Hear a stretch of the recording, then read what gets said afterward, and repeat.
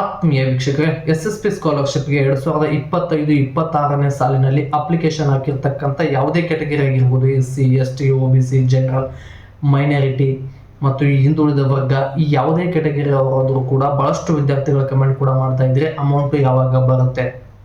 SSP scholarship apply ಮಾಡಿದ್ದು GST pair ಅಂತ ತೋರಿಸ್ತಾ ಇದೆ, DBT ಪುಷ್ಡ್ ಅಂತ ತೋರಿಸ್ತಾ ಇದೆ, ಅವೈಟೆಡ್ ಅಂತ ತೋರಿಸ್ತಾ ಇದೆ, ವೆರಿಫಿಕೇಶನ್ ಪೆಂಡಿಂಗ್ ಇದೆ.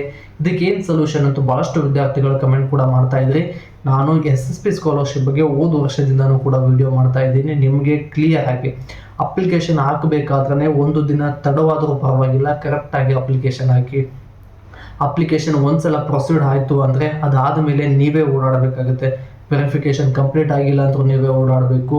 ಮತ್ತು ವೆರಿಫಿಕೇಶನ್ ಪೆಂಡಿಂಗ್ ಇತ್ತು ಅಂದರೂ ಅವೈಟೆಡ್ ಅಂತ ತೋರಿಸ್ತಾ ಇತ್ತು. ಅಮೌಂಟ್ ಸ್ಯಾಂಕ್ಷನ್ ಆಗಿಲ್ಲ ಅಂದರೂ ಕೂಡ, ಸ್ಯಾಂಕ್ಷನ್ ಆರ್ಡರ್ ರಿಜೆಕ್ಟ್ ಅಂತ ಬಂದರೂ ಕೂಡ ಲೆಸ್ ದೆನ್ 16%, 17% ಅಂತ ಕೂಡ ಬಹಳಷ್ಟು ವಿದ್ಯಾರ್ಥಿಗಳಿಗೆ ಸಮಸ್ಯೆ ಆಗ್ತಾ ಇದೆ.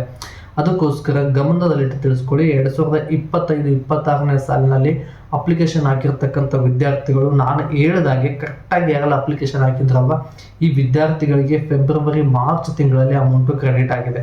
ಯಾವೆಲ್ಲ ವಿದ್ಯಾರ್ಥಿಗಳು ಪ್ರಿವಿಯಸ್ ಇಯರ್ ಮಾರ್ಕ್ಸ್ ಕಾರ್ಡನ್ನು ಅಪ್ಲೋಡ್ ಮಾಡದೇ ಇರುವಂಥದ್ದು, ಹೊಸ ಯೂಸರ್ ID ಪಾಸ್ವರ್ಡನ್ನು ಕನೆಕ್ಟ್ ಮಾಡಿ ಅಪ್ಲೈ ಮಾಡುವಂಥದ್ದು, ಈ ರೀತಿ ಮಾಡಿರ್ತಕ್ಕಂಥ ವಿದ್ಯಾರ್ಥಿಗಳಿಗೆ SSP ಸ್ಕಾಲರ್ಶಿಪ್ ಹಣ ಪೆಂಡಿಂಗ್ ಇದೆ.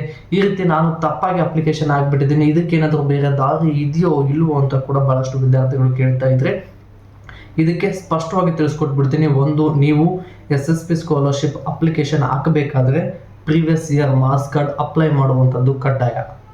ಅದರ ಜೊತೆಗೆ ನೀವು ಹಳೆ ಎಂದಿನ ವರ್ಷದ SSP ಸ್ಕಾಲರ್ಶಿಪ್ ಅಪ್ಲೈ ಮಾಡಿರ್ತೀರ, ಅಲ್ಲಿ ಒಂದು ಯೂಸರ್ ID ಪಾಸ್ವರ್ಡ್ ಕೊಟ್ಟಿರ್ತಾರೆ.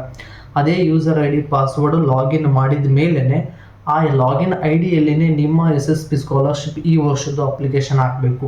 ಹೊಸದು ಯೂಸರ್ ID ಪಾಸ್ವರ್ಡ್ ಕ್ರಿಯೇಟ್ ಮಾಡಿ ಹಾಕಿದರೆ ಅಂಥ ವಿದ್ಯಾರ್ಥಿಗಳಿಗೂ ಕೂಡ SSP ಸ್ಕಾಲರ್ಶಿಪ್ ಹಣ ಪೆಂಡಿಂಗ್ ಇರುತ್ತೆ.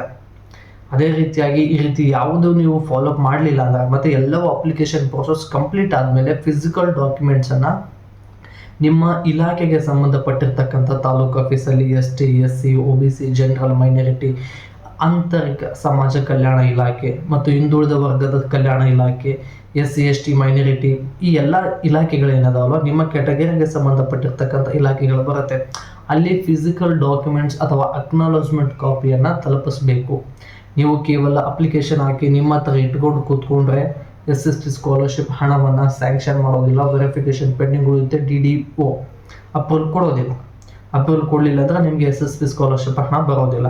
ಇನ್ನು ಕೆಲವೊಬ್ಬರು ಕೇಳ್ಬೋದು, ನಾವು ಕಾಲೇಜ್ ಮ್ಯಾನೇಜ್ಮೆಂಟಿಗೆ ಫಿಸಿಕಲ್ ಡಾಕ್ಯುಮೆಂಟ್ಸನ್ನು ಕೊಟ್ಟಿದ್ದೀವಿ, ಡೋಂಟ್ ವರಿ, ಫಿಸಿಕಲ್ ಡಾಕ್ಯುಮೆಂಟ್ಸ್ ಕೊಟ್ಟಿದ್ರೆ ಇಟ್ಸ್ ಸೇಫ್. ಬಟ್ ಅದರ ಜೊತೆಗೆ ಆ ಫಿಸಿಕಲ್ ಡಾಕ್ಯುಮೆಂಟ್ಸು ನಿಮ್ಮ ಕ್ಯಾಟಗರಿಗೆ ಸಂಬಂಧಪಟ್ಟಿರ್ತಕ್ಕಂಥ ಇಲಾಖೆಗೆ ತಾಲೂಕು ಆಫೀಸಲ್ಲಿ ತಲುಪಿದೆಯೋ ಇಲ್ಲವೋ ಅನ್ನೋದನ್ನು ಒಂದ್ಸಲ ವೆರಿಫಿಕೇಶನ್ ಮಾಡ್ಕೊಳ್ಳಿ.